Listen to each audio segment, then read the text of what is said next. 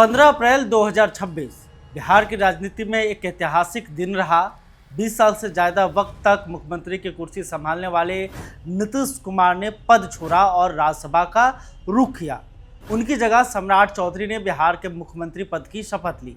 बिहार के इतिहास में पहली बार कोई बीजेपी नेता इस कुर्सी तक पहुंचा। साथ में जदयू के विजय कुमार चौधरी और विजेंद्र प्रसाद यादव ने उप मुख्यमंत्री पद की शपथ ली। दावा किया गया कि केंद्र और राज्य में एक ही गठबंधन की डबल इंजन सरकार अब बिहार के विकास को नई रफ्तार देगी। लेकिन सवाल यह है कि नीतीश कुमार के हटने के बाद क्या सच में विकास की गाड़ी तेज हुई या फिर पहले से भी धीमी पड़ गई। नमस्कार, आप खबर पॉइंट देख रहे हैं। मैं हूं परमवीर सिंह। आज हम आपके सामने रखेंगे Bihar state road development corporation की वो प्रगति रिपोर्ट जो सम्राट चौधरी सरकार के दावों की पोल खुलती नजर आ रही है। रिपोर्ट के मुताबिक 14,762 करोड़ रुपए के 13 बड़े इंफ्रास्ट्रक्चर प्रोजेक्ट लेट हो चुके हैं और इनमें से 8 प्रोजेक्ट तय समय सीमा के भीतर पूरे ही नहीं हो सके। पटना की एलिवेटेड रोड, गंगा पर बनने वाला 6 लेन केबल ब्रिज, मगध क्षेत्र का 4 लेन हाईवे, सीमांचल और कोसी में राजमार्गों का चौड़ीकरण, सम्राट चौधरी सरकार के ये सारे ड्रीम प्रोजेक्ट्स आज भी अधूरे पड़े हैं और इसका सीधा खामियाजा भुगत रहे हैं पटना, गया, नालंदा, वैशाली, समस्तीपुर, कटिहार, पूर्णिया, किशनगंज, पश्चिम चंपारण, सहरसा और खगड़िया जैसे जिलों के करोड़ों लोग जो आज भी पुराने और खराब रास्तों पर सफर करने को मजबूर हैं। सबसे पहले बात करते हैं बिहार की सबसे बड़ी और सबसे चर्चित पुल परियोजना की। कच्ची दरगाह से बिदुपुर के बीच बन रहा 6 लेन एक्स्ट्रा डोज्ड केबल ब्रिज, इसका उद्घाटन जुलाई महीने में होना था। तैयारियां भी हो गई थी, समारोह के लिए टेंट तक लगा दिए गए थे, लेकिन इन वक्त पर वो टेंट हटाने पड़े। लगभग 4,988 करोड़ रुपए की लागत से बन रहा यह पुल आखिरी चरण में है। बिदुपुर तक निर्माण कार्य लगभग पूरा हो चुका है, लेकिन उद्घाटन अब भी अटका हुआ है। यह पुल सिर्फ एक निर्माण कार्य नहीं बल्कि उत्तर और दक्षिण बिहार को जोड़ने वाली एक जीवन रेखा है। इसके तैयार होने से पटना को सीधे वैशाली, समस्तीपुर और उत्तर बिहार के कई जिलों से बेहतर सड़क संपर्क मिलेगा और महात्मा गांधी सेतु पर बरसों से बना हुआ यातायात का दबाव भी कम होगा। पहले इस प्रोजेक्ट को 2024-25 में ही पूरा करना था, लेकिन अब समय सीमा बढ़ाकर 31 मई 2026 कर दी गई है। यानी सम्राट चौधरी सरकार के कार्यकाल में ही डेडलाइन आगे खिसकी है। अब बात मगध क्षेत्र की, जहां NH 82 4 लेन परियोजना पर काम चल रहा है। गया, हिसुआ, राजगीर, नालंदा और बिहार शरीफ को जोड़ने वाली 92 किलोमीटर से ज़्यादा लंबी यह सड़क सिर्फ स्थानीय यातायात के लिए नहीं बल्कि अंतर्राष्ट्रीय स्तर के बौद्ध पर्यटन सर्किट के लिए भी बेहद अहम मानी जाती है। इसका टेंडर जुलाई 2015 में जारी हुआ था, यानी यह देरी नीतीश कुमार के कार्यकाल से चली आ रही है, लेकिन नई सरकार भी अब तक इसे रफ्तार नहीं दे पाई। करीब 2,148 करोड़ रुपए की लागत वाली यह सड़क 31 जुलाई 2026 तक पूरी होनी थी, लेकिन तय तारीख निकलने के बावजूद काम अभी अधूरा है। नालंदा जिले वाला हिस्सा पूरा हो चुका है, लेकिन गया में अब भी कुछ हिस्सों पर काम बाकी है। मानपुर के रसलपुर रेल फाटक पर बन रहे रेलवे ओवरब्रिज का ढांचागत काम अंतिम चरण में है। सोचिए, गया, बोधगया, राजगीर और नालंदा आने वाले देश विदेश के पर्यटकों को इस देरी से कितनी असुविधा हो रही है। अब जरा नज़र डालते हैं बिहार के 6 प्रमुख स्टेट हाईवे पर, जिन पर राज्य सरकार करीब 2,998 करोड़ रुपए खर्च कर रही है। मकसद है सीमांचल, कोसी, मगध और पश्चिम चंपारण क्षेत्र में सड़क संपर्क को मजबूत करना। लेकिन इनमें से 4 परियोजनाओं की समय सीमा पहले ही खत्म हो चुकी है और निर्माण अब भी अधूरा है। सीमांचल को बेहतर कनेक्टिविटी देने वाला SH 99 जो पूर्णिया के बायसी से किशनगंज के बहादुरगंज और दिघल बैंक के बीच बन रहा है, अपने अंतिम चरण में है। 65 किलोमीटर से ज़्यादा लंबी इस सड़क पर 602 करोड़ रुपए से ज़्यादा खर्च हो रहे हैं।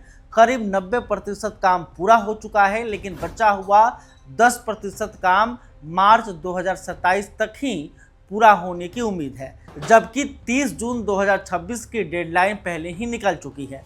नवादा जिले में SH 103 का चौड़ीकरण भी अटका हुआ है।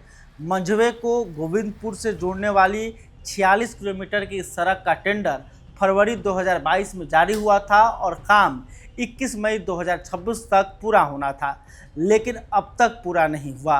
पश्चिम चंपारण में बेतिया से चनपटिया होते हुए नरकटियागंज तक जाने वाली SH 105 की हालत भी कुछ ऐसे ही है। 35 किलोमीटर से ज़्यादा लंबी सड़क का काम 31 मई तक पूरा होना था, लेकिन अब तक 85% ही हो पाया है। 2 जगहों पर पुल निर्माण चल रहा है और अनुमान है कि पूरा होने में अभी 3 महीने और लगेंगे। औरंगाबाद जिले में एशियन डेवलपमेंट बैंक की मदद से बन रहा SH 101 भी डेडलाइन चूक गया है।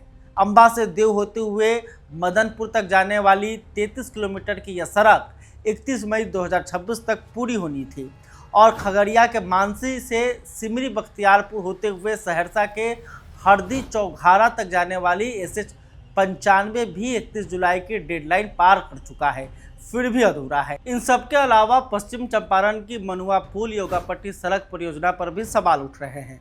करीब 132 करोड़ रुपए की इस परियोजना को 30 अप्रैल 2026 तक पूरा होना था, लेकिन काम अब भी जारी है। इसी वजह से लौरिया विधानसभा क्षेत्र के विधायक विनय बिहारी ने मानसून सत्र के दौरान बिहार विधानसभा में यह मुद्दा उठाया और सरकार से मांग की कि अधूरे सड़क निर्माण कार्य को प्राथमिकता के आधार पर जल्द पूरा कराया जाए।